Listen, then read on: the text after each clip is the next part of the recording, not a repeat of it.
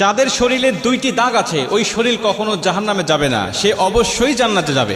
হাদিসটি সহিহ তিরমিজির 1669 নম্বর হাদিস এবং সহিহ আত-তারগিবের 1376 নম্বর হাদিস। হযরত আবু উমামা রাদিয়াল্লাহু তাআলা আনহু হাদিসটা বর্ণনা করেছেন।